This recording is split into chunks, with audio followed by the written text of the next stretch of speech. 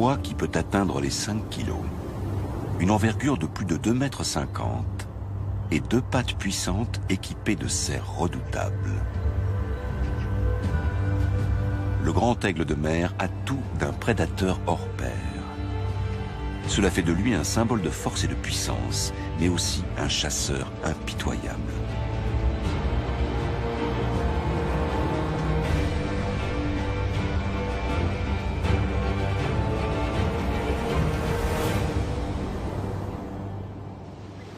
Son territoire s'étire jusqu'à l'extrême nord de notre continent, dans des contrées froides et inhospitalières. Ici, dans les régions glaciales de l'Europe, un nombre surprenant d'animaux bravent les rigueurs du climat, comme ce bœuf musqué, âgé de quelques jours seulement, et bien en sécurité auprès de sa mère. Les bœufs musqués ne sont pas une proie potentielle pour le grand aigle de mer. Le puissant rapace doit se contenter d'animaux plus dociles. Lorsqu'il chasse, il est constamment accompagné d'un groupe de corbeaux. Pour échapper à cette cour importune, l'aigle n'a pas d'autre choix que de s'envoler vers le large. En pleine mer, juste sous la surface de l'eau, la nourriture est très abondante, mais encore faut-il pouvoir l'attraper. Des millions de harengs parcourent les 1000 km qui les séparent de leur zone de frai située plus au sud.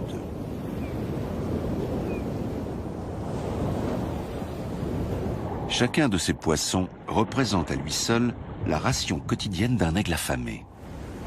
Mais le rapace n'est pas le seul à apprécier le hareng.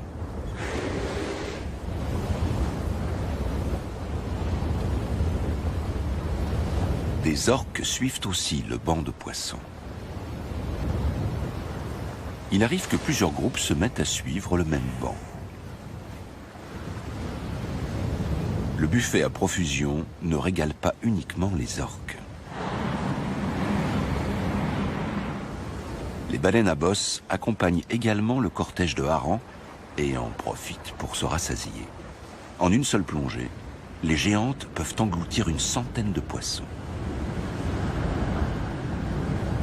En journée, les harengs si convoités évoluent à 100 mètres de profondeur. Au crépuscule, ils viennent se placer sous la surface de l'eau et remontent inlassablement le courant chaud du Gulf Stream. Le grand aigle de mer suit le courant à la recherche des poissons migrateurs. Il ne lui reste que peu de temps. Au nord du cercle polaire, les journées d'hiver sont bien courtes. De leur côté, les baleines n'ont pas besoin de lumière pour s'orienter.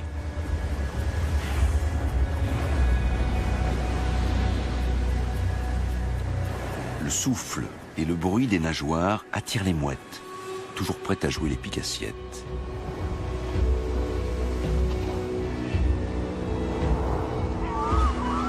On observe jusque dans la nuit les mouettes et les aigles tournoyer au-dessus des orques et des baleines avant de fondre sur leur proie.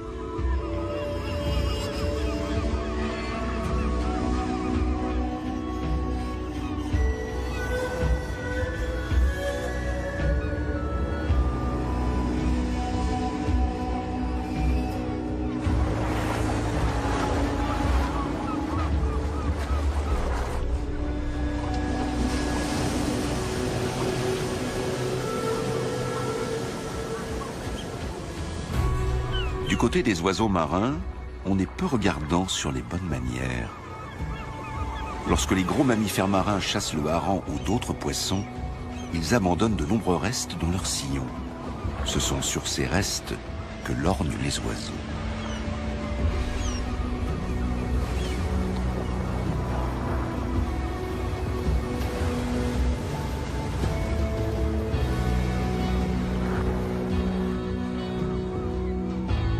Les aigles gardent leur distance, tandis que les goélands argentés se précipitent dans la cohue et se disputent chaque poisson mort laissé par les baleines.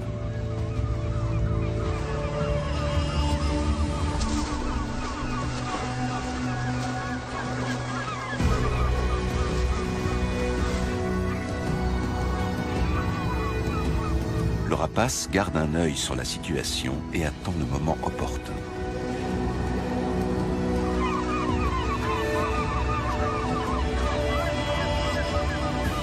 Trop occupés avec leurs semblables, les mouettes affamées passent à côté des meilleurs morceaux.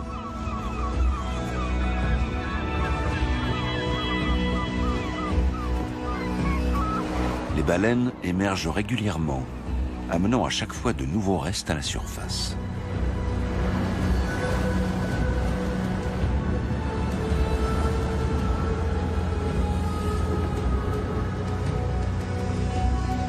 Le moment est enfin venu pour l'aigle d'aller se servir.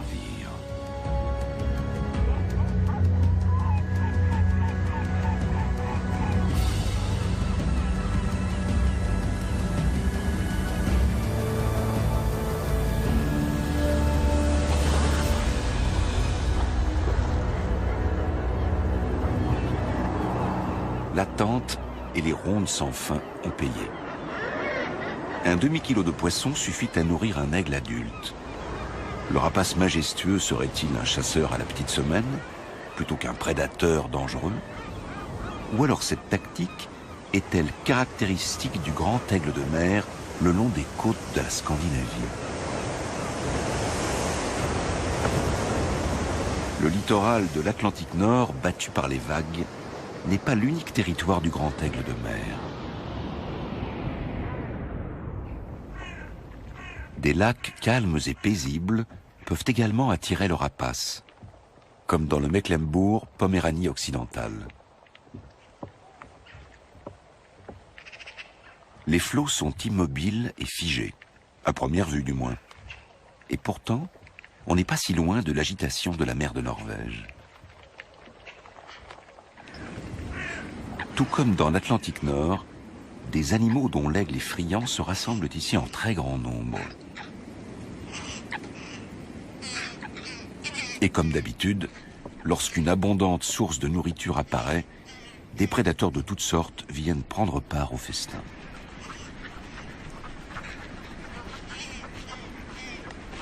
L'aigle s'approche prudemment des caquettements et des clapotis. Canards, cygnes et foulques se rassemblent autour des dernières étendues d'eau encore épargnées par la glace. Plus la glace s'étendra, et plus les oiseaux aquatiques seront à l'étroit, littéralement pris au piège. Il n'y a plus grand-chose à manger par ici, et pourtant le peu de surface du lac encore épargné par la glace attire, comme par magie, les oiseaux aquatiques de toute la région. Des centaines de pattes palmées maintiennent l'eau en mouvement et empêchent qu'elle ne gèle entièrement. De plus, chaque oiseau se sent plus en sécurité au sein d'un groupe.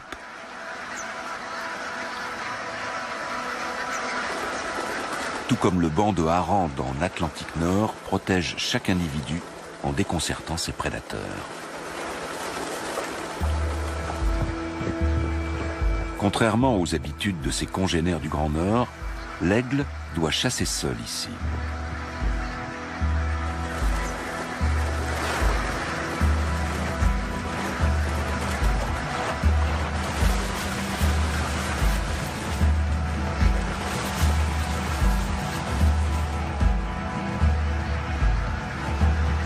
Une fois adulte, le rapace à la queue blanche est un chasseur confirmé, mais saisir un oiseau aquatique n'est pas chose facile. Devant la colère du cygne, il est même contraint un instant de battre en retraite.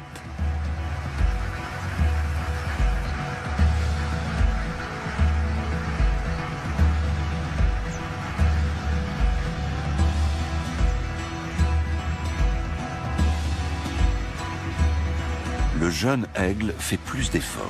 Il fond sur les oiseaux en fuite bien plus souvent que ses aînés.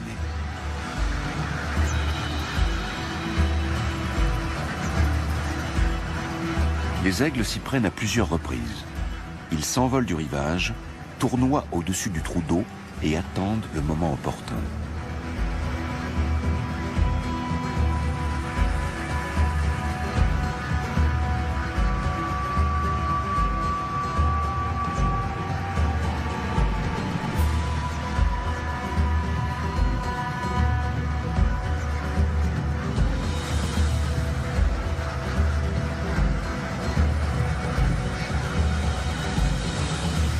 chaque fois pourtant, dans le tohu-bohu général, ils perdent de vue la proie convoitée au dernier moment.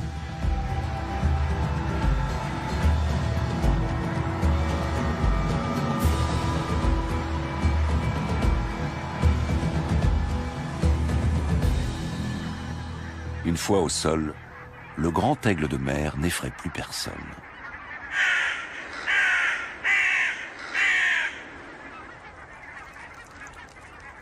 Le jeune rapace est arrivé à ses fins. Il a attrapé un plongeon qui avait quitté le Grand Nord pour venir passer l'hiver ici.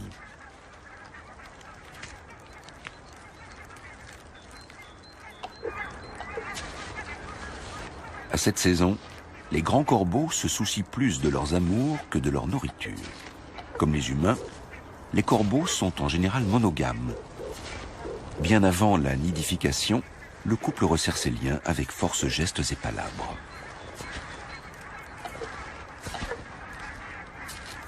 Il va de soi que tôt ou tard, les corbeaux essaieront de grappiller quelques restes, mais rien ne presse. Pour le moment, la priorité est ailleurs.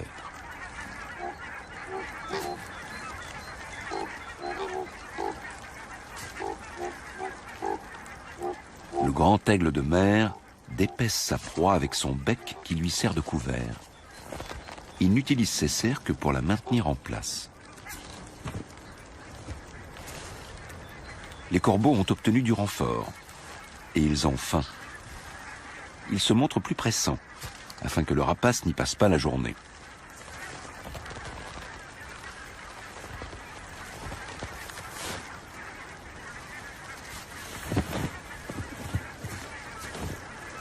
Au début, sans trop de succès.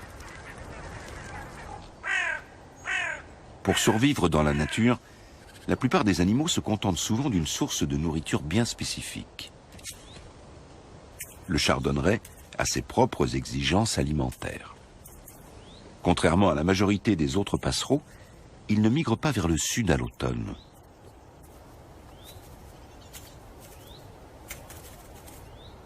Grâce à un bec puissant et relativement effilé, il parvient à se nourrir de graines de plantes épineuses et notamment de graines de chardon, ce qui lui vaut son nom.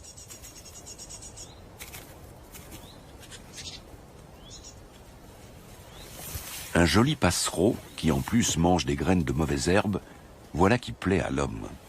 Les animaux comme le chardonneret ont toujours été très appréciés. D'autres, en revanche, doivent lutter contre une image et des a priori négatifs. Dès la fonte des neiges, apparaissent les anémones hépatiques, premières messagères du printemps. Autrefois, cette période de l'année résonnait des nombreuses parades nuptiales du grand aigle de mer, jusqu'à ce qu'il disparaisse presque complètement de nos forêts il y a une centaine d'années. Dans toute l'Europe, on a impitoyablement chassé le grand aigle de mer, souvent en échange de primes à l'abattage. Des milliers d'aigles ont été abattus en Allemagne, principalement au XIXe siècle. Même dans le Mecklembourg-Poméranie occidentale, riche en forêts et en lacs, la population s'est alors réduite à quelques spécimens. Dans les années 1980, il ne restait plus en Allemagne de l'Ouest que quelques couples. Le grand aigle de mer avait quasiment disparu. Mais tel le phénix, l'oiseau mythique qui renaît de ses cendres, le grand aigle de mer a fait un incroyable retour.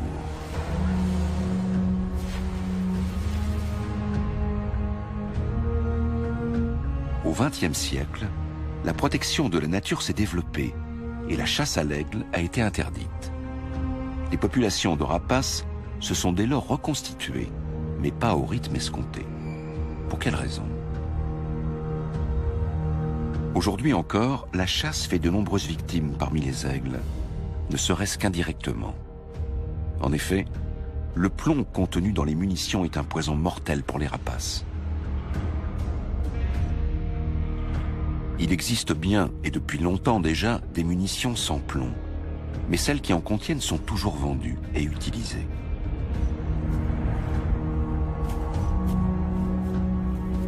Un un animal abattu avec une cartouche au plomb représente un danger mortel pour un aigle.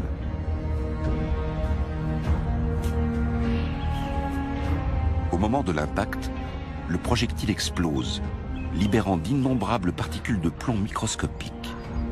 Les plus infimes, qui sont sans grandes conséquences pour l'homme, suffisent à causer chez l'aigle des dégâts neurologiques et à entraîner la cécité, signant ainsi son arrêt de mort.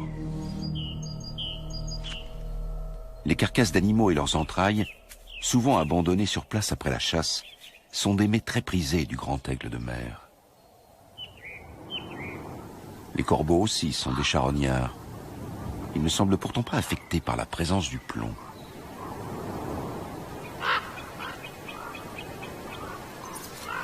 Mais des dizaines d'aigles succombent chaque année parce que des chasseurs refusent de se passer de munitions au plomb.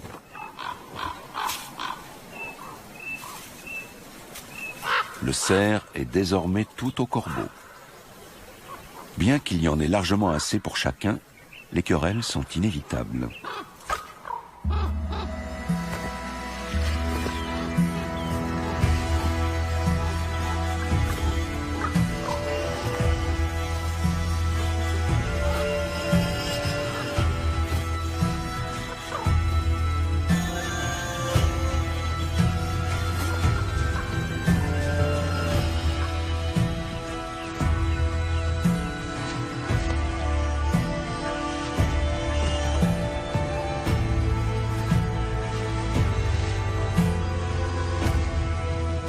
Les corbeaux aussi ont longtemps été chassés par l'homme, au point d'avoir presque disparu d'Europe centrale. À présent, ils reconquièrent progressivement leur ancien habitat.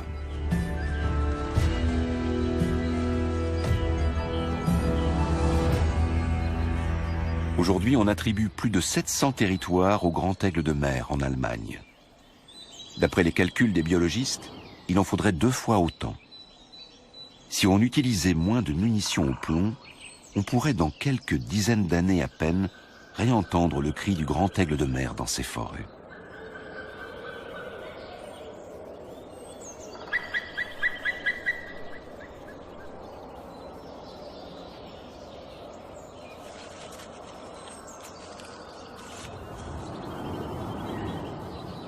Dès la fin du mois de mars, les aiglons éclosent. Les arbres sont encore bien nus et les rayons chauds du soleil de printemps n'ont aucune peine à atteindre l'air et à réchauffer la couvée. Même si le grand aigle de mer s'accommode de la présence de l'homme, son territoire de prédilection serait plutôt un savant mélange de bois, de lacs et de marais, loin des terres cultivées et de la civilisation. Des territoires que l'on trouve par exemple dans le nord de l'Europe. C'est dans ces régions que l'aigle a survécu, tandis que ses congénères du centre de l'Europe disparaissaient.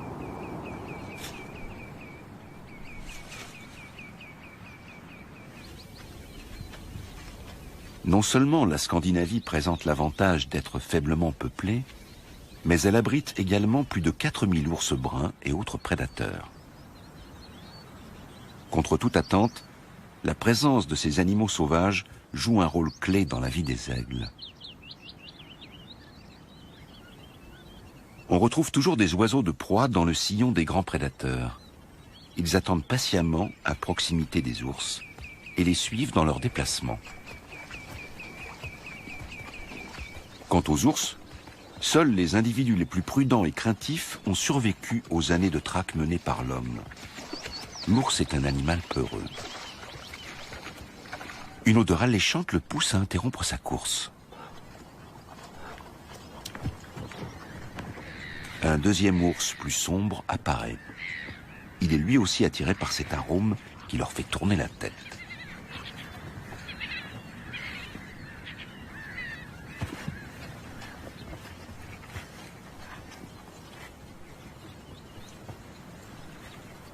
En été, au nord du cercle polaire, le soleil ne se couche jamais.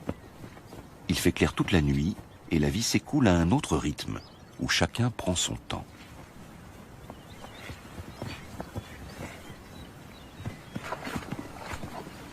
Une charogne gît dans les marais. Voilà ce qui attire les ours.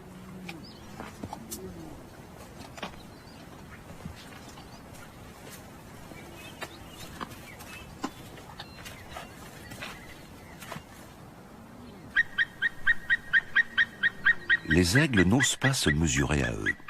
Ils n'ont donc pas d'autre choix que d'attendre leur tour.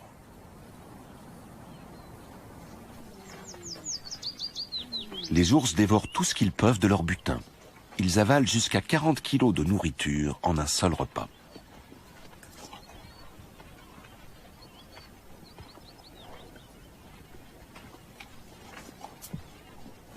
Sur le territoire d'un ours, il y a toujours suffisamment à manger. Il est vrai que ces grands prédateurs sont plutôt végétariens, mais lorsque leur odorat développé leur signale une charogne, ils ne font pas les difficiles. C'est leur travail de dépeçage préalable qui rend ensuite la nourriture accessible aux autres animaux.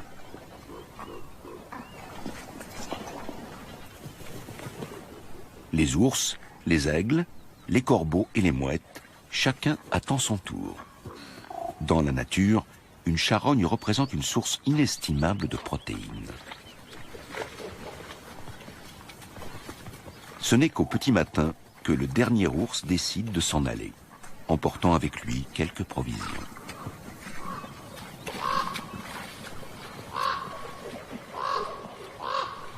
Tout danger semble écarté au sol.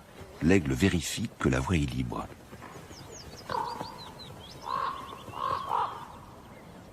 Et il peut enfin entamer son petit déjeuner. Un vieil aigle approche prudemment à travers l'herbe à coton, toujours à l'affût du moindre mouvement. Puis vient son partenaire. Les aigles de mer sont monogames.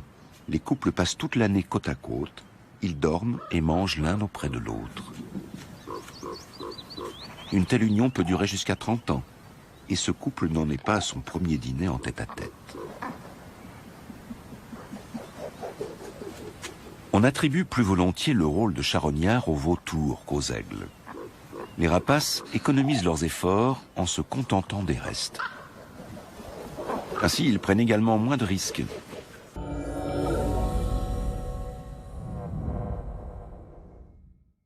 Lors d'une chasse en rase-motte ou face à une proie qui se rebelle, l'oiseau peut se blesser.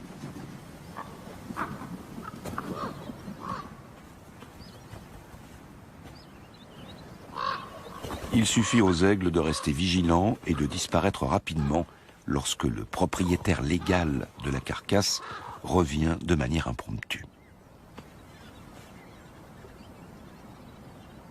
Le grand aigle de mer va toujours soigneusement doser son effort au moment de se nourrir, au risque de paraître flegmatique, voire paresseux. Mais les rapaces maîtrisent aussi les airs, et ils y sont de téméraires chasseurs, fondant sur leur proie à toute vitesse. Ce genre de scène assez rare dans les forêts et les marais scandinaves est plus fréquent dans des régions aux paysages totalement différents.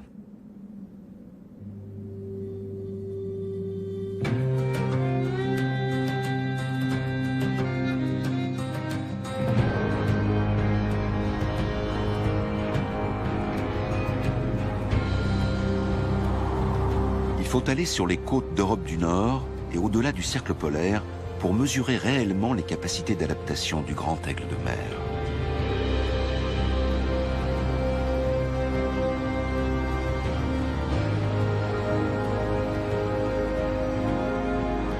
Des îles inhospitalières surgissent au milieu des flots. Il y en a des milliers. Certaines ne sont rien qu'un rocher minuscule. D'autres trônent au milieu de l'Atlantique comme de véritables montagnes. Bien protégés des prédateurs terrestres qui n'ont aucun accès à ces falaises, les oiseaux marins comme les fous de bassin se rassemblent ici en très grand nombre pour se reproduire. Les fous de bassin sont parfaitement adaptés à la vie au bord de mer. Ils savent se jouer du vent et ne craignent aucun ennemi quand ils sont dans leur élément.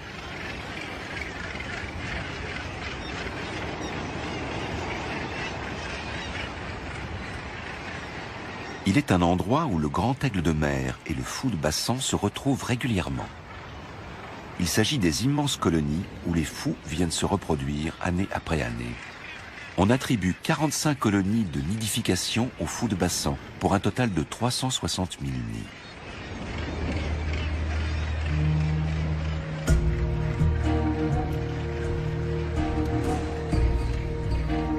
fous de bassin sont bien plus vulnérables ici.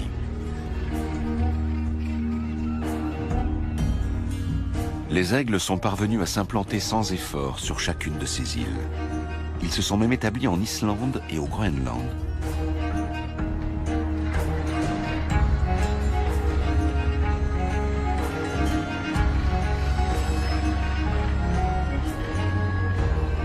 Ils patrouillent au-dessus de la falaise couverte d'oiseaux pendant des heures et observent leur manège.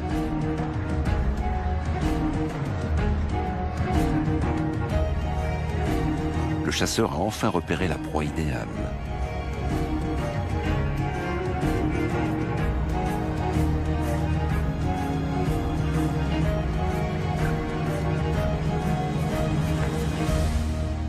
Un fou qui avait baissé la garde.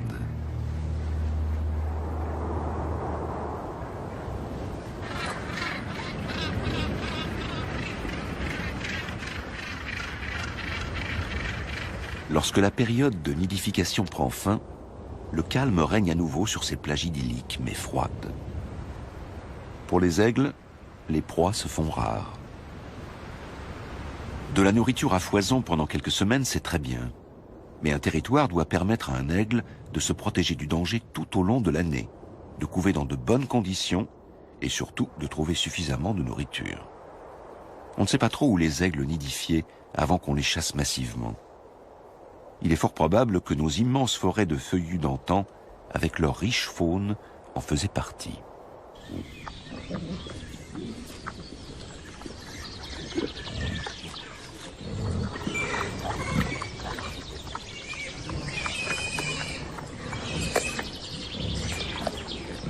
Les sangliers sont un peu trop gros pour les aigles, mais ils peuvent tout de même représenter un apport de protéines intéressant.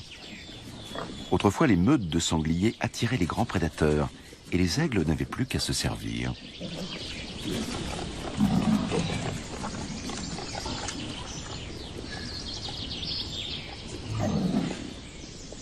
Lorsqu'un aigle fait son nid dans la forêt, il choisit toujours le plus gros arbre.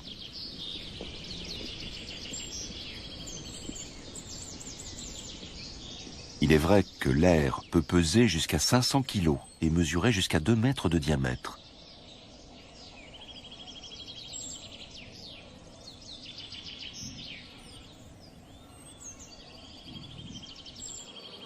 Un seul des 2 poussins a survécu, ce qui n'est pas rare chez les grands aigles de mer. Le plus faible des 2 n'a souvent aucune chance de s'en sortir.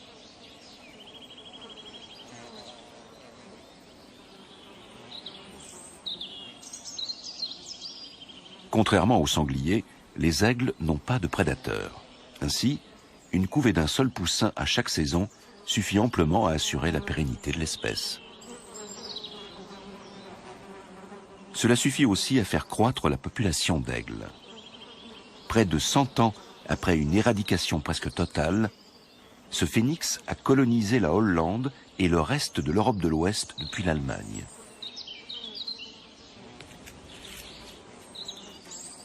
Le jeune aigle s'avère un rejeton plutôt envahissant.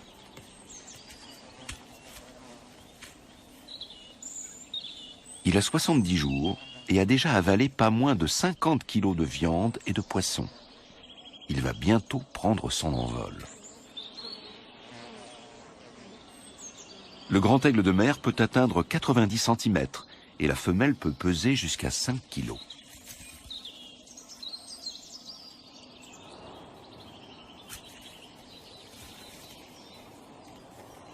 Pourtant, elle s'élance dans les airs presque sans effort. Du fait de sa très grande envergure, le grand aigle de mer doit s'établir dans une forêt ancienne, aux arbres robustes.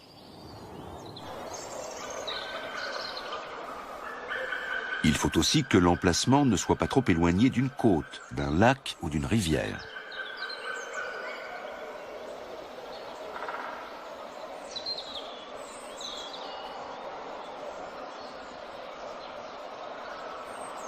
Aujourd'hui, les grands aigles de mer ne sont plus officiellement considérés comme une espèce menacée. Mais il serait peut-être préférable de les considérer comme moins menacés ou en sursis.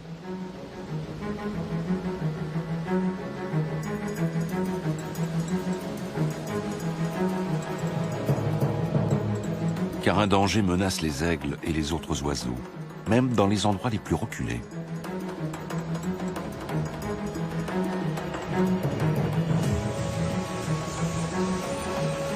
Les oiseaux migrateurs qui tous les ans par millions parcourent les côtes européennes au printemps et à l'automne sont confrontés à un nouveau péril.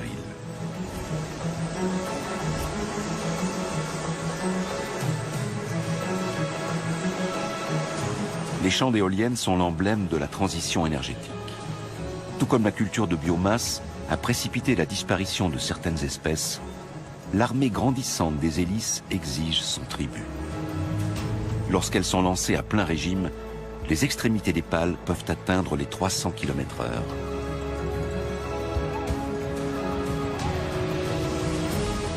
On ne connaît pas l'ampleur des dégâts à l'échelle européenne, mais en seulement une décennie, un parc éolien construit en Norvège a coûté la vie à 30 aigles. En Allemagne, 95 rapaces ont à ce jour été victimes des éoliennes.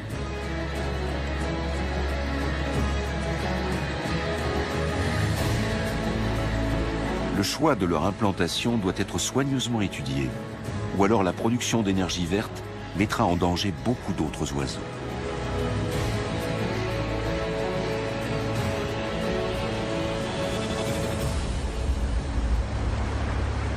La totalité, ou presque, de la côte atlantique de la Scandinavie est à nouveau peuplée par le grand aigle de mer. Rien qu'en Norvège, on dénombre 2000 airs. Dans les eaux chaudes du Gulf Stream, qui s'écoulent inlassablement vers le nord, les aigles trouvent bien assez de poissons pour se nourrir. Les forêts sont assez rares dans le Grand Nord. Les territoires les plus septentrionaux se trouvent en dehors des zones boisées. Comment les rapaces parviennent-ils à nidifier?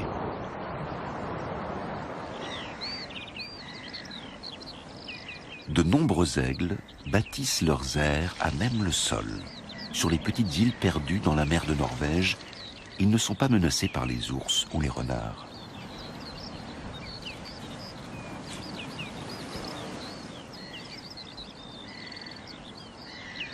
Le poussin a presque 80 jours quand il se prépare à quitter le nid.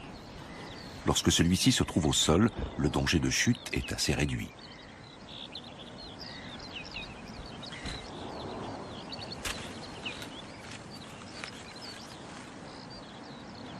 La mortalité des jeunes aigles est inférieure à celle des autres oiseaux de proie. Un aiglon sur 10 succombe au cours de sa première année, contre 1 sur 2 chez les buses.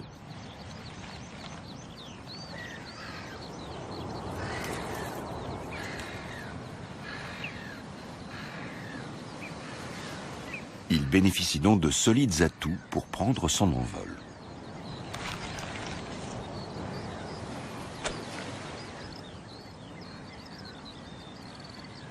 Le juvénile est presque toujours seul.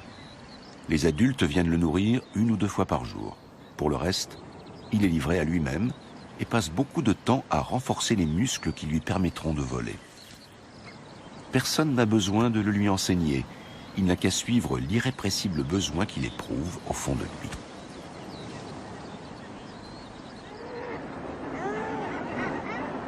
C'est sur ces côtes que l'on mesure l'incroyable capacité d'adaptation des oiseaux. Pour pouvoir profiter des immenses bancs de morues et de harengs et des énormes colonies d'oiseaux marins dans le Grand Nord, les aigles ont dû s'adapter. Le fait de bâtir leur aire au sol sur des îles où ils n'ont aucun prédateur en est une preuve. Pour les mères de ces juvéniles bientôt prêts à quitter le nid, les territoires de chasse ne se trouvent jamais bien loin. Même en l'absence de baleines, voire de bateaux de pêche, pour leur prêter main forte, elles trouvent toujours un poisson mort ou imprudent à se mettre sous la dent.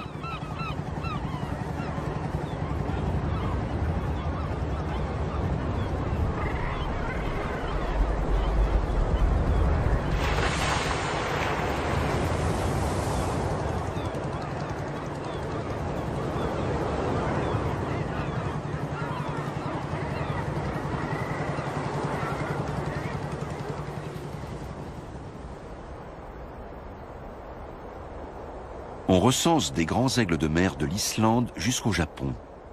Et la plupart d'entre eux nidifient non pas au sol, mais dans les arbres. En Allemagne, ils préfèrent les pins ou les hêtres.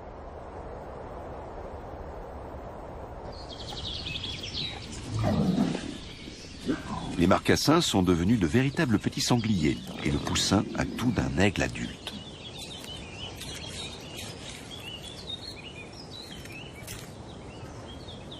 L'aigle adulte encourage inlassablement son rejeton à l'imiter et à quitter le nid.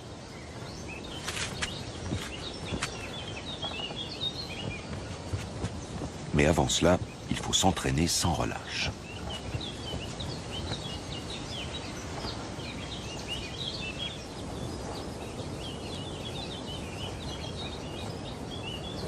Juste au moment où le juvénile va enfin quitter son aire à 30 mètres de hauteur, un spectacle naturel se déroule non loin de là, qui en fascinera plus d'un au cours des prochaines semaines.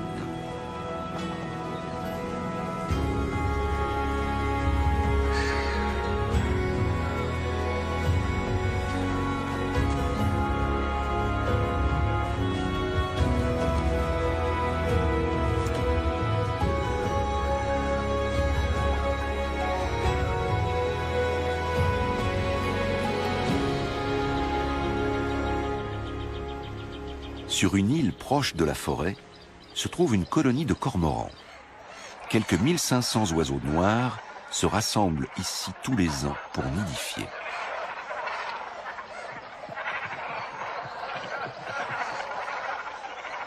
Pour les autres espèces, les retombées, au sens propre, sont énormes.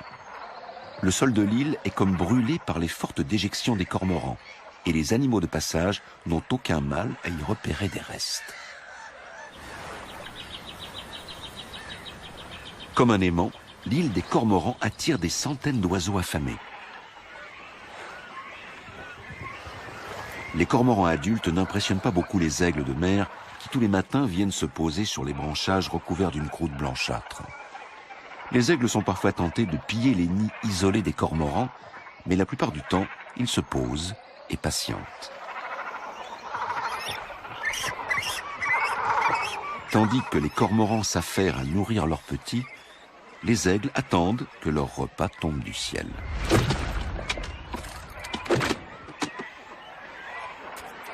Une fois de plus, l'aigle s'emploie à faire bon usage des restes.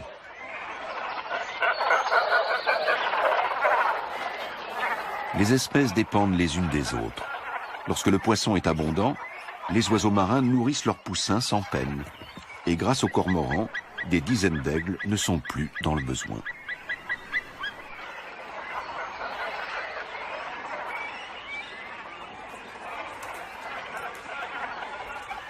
Ce n'est qu'un petit encap pour un oiseau de cette taille, mais il a été obtenu sans aucun effort.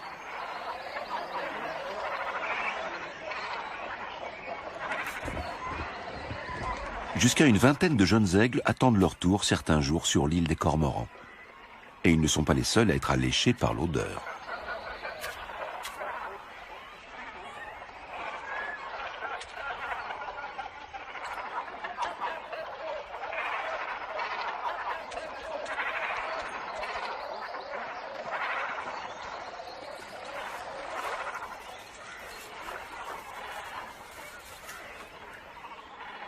Le roi des mers se révèle en fait le roi de l'attente.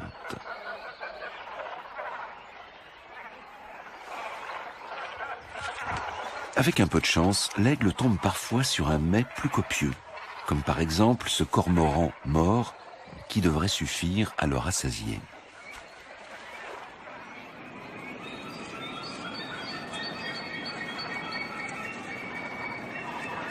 À première vue, on pourrait penser que les cormorans sont trop nombreux sur l'île.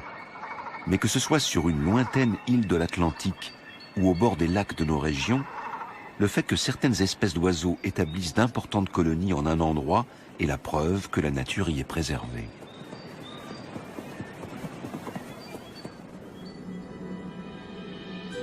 Jamais auparavant, on n'avait recensé autant de grands aigles de mer. Nous devons ce succès à l'engagement des protecteurs de la nature, des gardes forestiers et des chasseurs.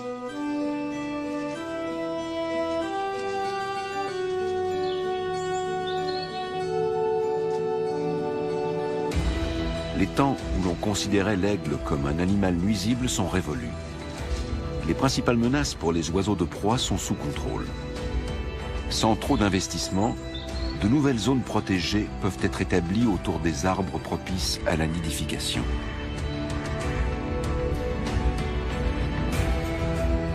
Ce qui manque aux aigles de nos régions, c'est une véritable nature à l'état sauvage. Des zones protégées plus étendues où les grands animaux peuvent évoluer en toute liberté. Il n'y a que très peu d'endroits en Europe où l'on peut s'imaginer à quoi ressemblait le continent avant l'intervention de l'homme.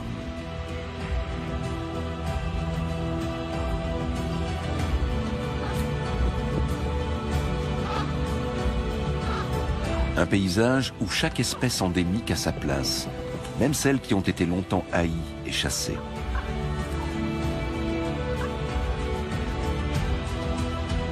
Un paysage où petits et grands animaux ont leur place, y compris les aigles.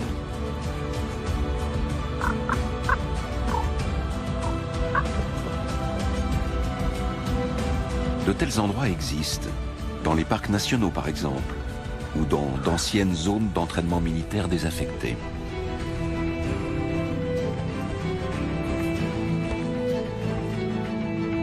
Les loups et les ours sont toujours plus nombreux dans les régions où ils ne connaissent pas de prédateurs. Si on leur permet d'y rester, chaque espèce en profitera.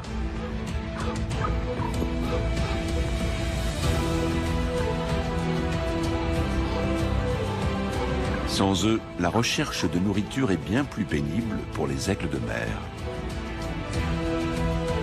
Les rapaces suivent ces grands prédateurs pour s'épargner des efforts. C'est un comportement qu'ils ont développé au fil de leur évolution. Et si leur attente patiente auprès des autres prédateurs ne suffit pas, les aigles peuvent toujours avoir recours à leur propre talent de chasseur. Le retour du phénix représente un des grands succès de la protection animalière. Reste maintenant à intégrer plus de contrées sauvages dans le territoire du grand aigle de mer.